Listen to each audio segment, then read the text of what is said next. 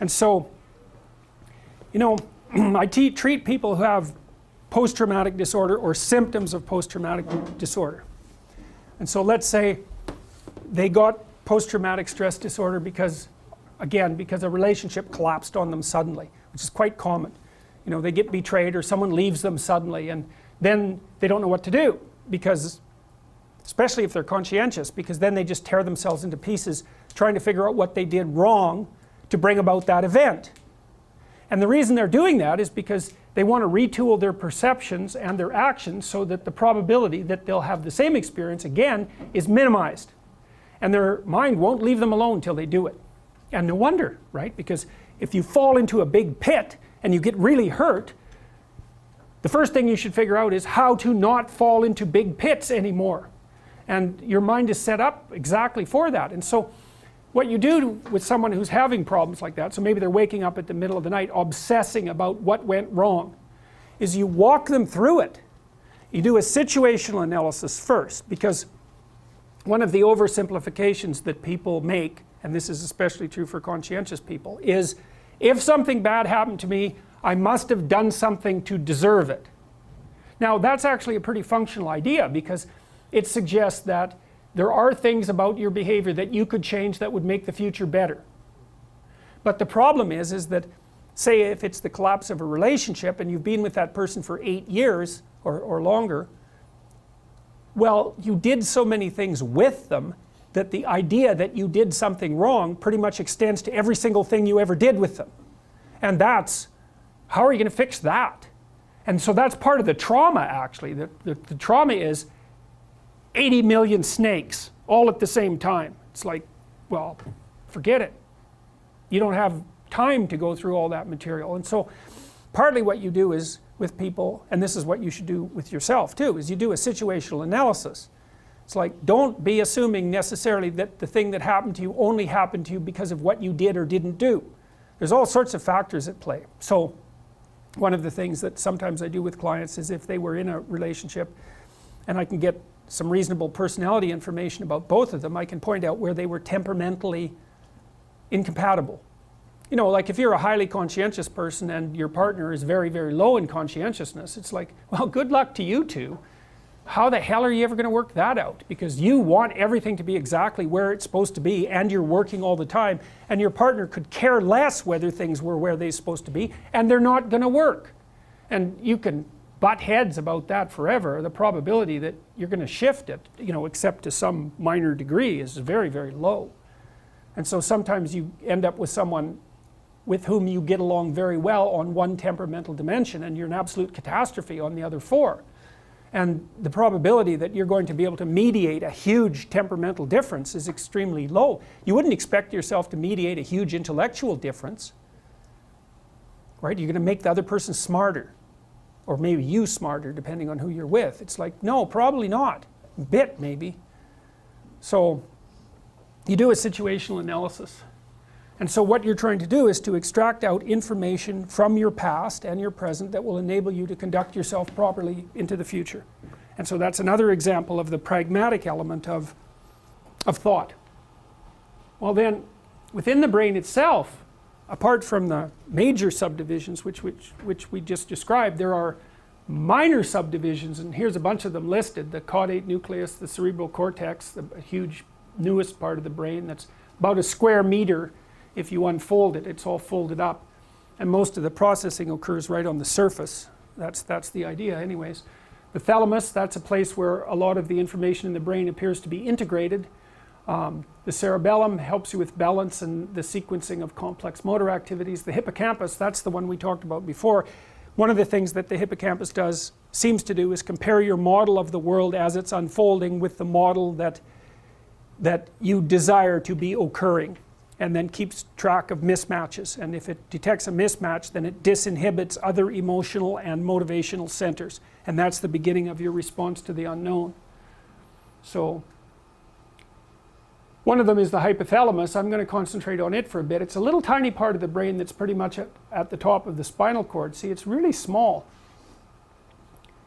compared to the rest of the brain. Now, it turns out that imagine this is a cat brain for a minute, and you take off the whole cat brain, except for the hypothalamus, which people do. You take off the whole cortex, for example, and then the cat's still alive if you do it carefully, but it doesn't have much of a brain, and so you might think, well, that cat would just do nothing, but cat's actually pretty functional if it's reduced just to its hypothalamus.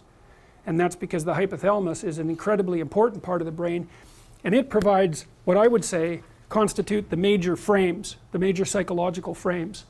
And so like a decorticate cat can still eat and drink and regulate its body temperature and engage in defensive aggression, and if it's female it can still mate. Male can't, because the male mating behavior is more complicated. And as long as you keep it in a bounded environment, it can function reasonably well. It's hyper curious though, which is very weird, because you wouldn't expect a cat with no brain to be curious about anything, but a cat with no brain is curious about everything. And that seems to be because part of the reason that you aren't curious about something anymore is because you've investigated it and you've built a representation of it that's functional, and that functional representation then stands for the thing itself, and then you can ignore it. And so you learn to ignore things. They're interesting to begin with, and then you learn to ignore them. And so one of the things that I think artists do, if they're great artists, is remind you that there's more to things than you see now that you've learned to ignore them. So you get a kind of a hallucinogenic painting of flowers like Van Gogh might produce, like his famous irises, which I think sold for like $220 million or something outrageous. It's like what Van Gogh is trying to show you is what those flowers looked like before you thought you could see them, because now you flower and you walk by, you know. You don't see it at all because you're off to get a peanut butter sandwich or something. You don't have time to glory in the wonder of the world, you know. You've got something practical to do. So, all right, so we're going to zoom in on the hypothalamus here. And what you see, of course, when you zoom in on the hypothalamus is that it's not a thing. It's a whole bunch of things, and then it's one of those horrible whole bunches of things that are made out of even more bunches of things, and they're made out of more bunches of things. And what's really interesting about going down the body from an analytic perspective is it doesn't seem to get less complex as you go farther down, you know, like some of the, I should actually show you that. I haven't showed you that little video of DNA fixing itself, eh? Oh, I better show you that. It's so cool. It's ridiculously cool, so you definitely need to see it. So like that's just so ridiculously mind-blowing that it's almost unbearable. I mean, to think about that as clockwork even is a pretty strange idea, because, well, those little things walk over obstacles. It's like, how the hell does that happen? They're just molecules. So it's so cool, because when you go down you'd think simple, but you know.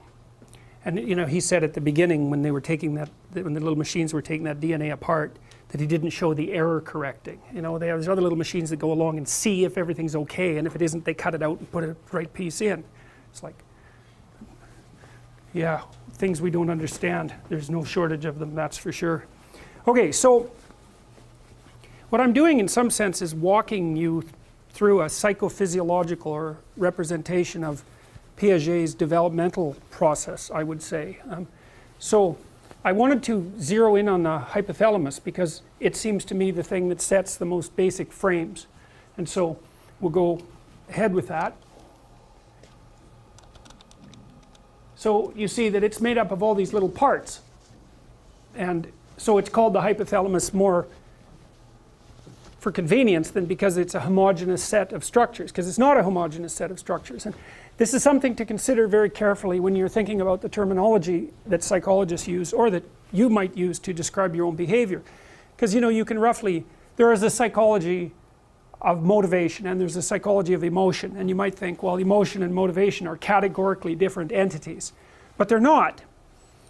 In fact, there's no such thing as a uniform set of motivations, and there's no such thing as a uniform set of emotions, and the distinction between a motivation and an emotion is unclear, to say the least. And that's partly because the physiological substructures that subsume what we call motivations and what we call emotions, and it's not like there's a motivation center that's homogeneous. The closest is the hypothalamus, but it's made of structures that are qualitatively different.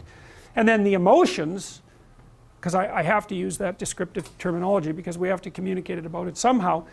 There's all sorts of different structures in the brain that contribute to emotional expression, and they're not even in the same place, much less composed of identical structure or function. So we have these shorthands that we use to divide up the world, but they're awkward and untenable as the level of resolution increases.